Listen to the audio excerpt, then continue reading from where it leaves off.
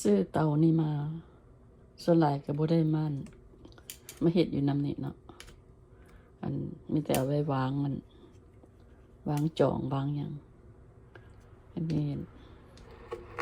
มีลูกสาว ลูกสาว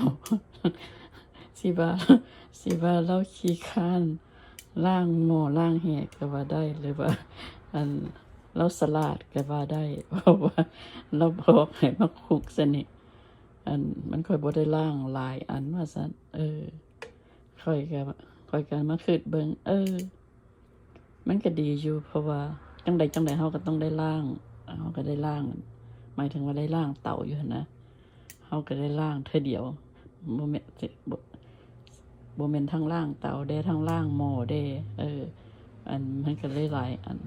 ก็เลยเอาไอเดียตัวนี้มาใส่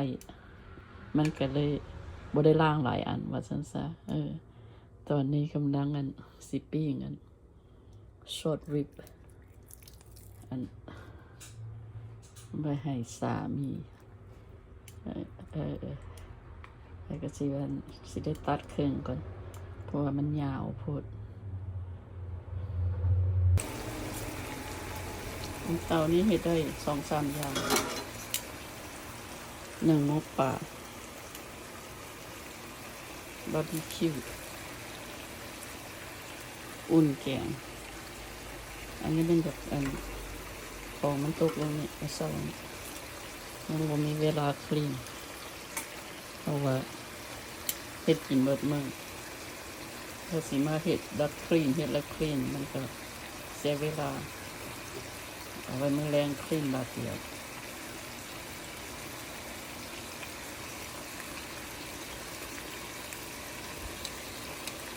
ดาดเต็มที่กินฮ้อนๆนะทุกคนแล้วคือเขาไปซื้ออยู่บุฟเฟ่ต์นั่นน่ะบุฟเฟ่ต์เขาก็ได้นะคือแล้ว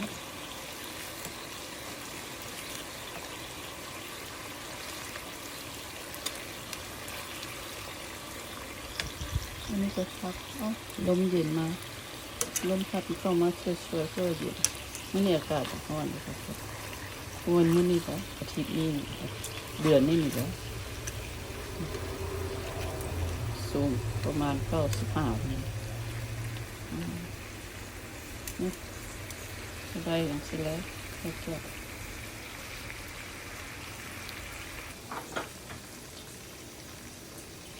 มันสุกแล้วก็ประมาณนี้แล้ว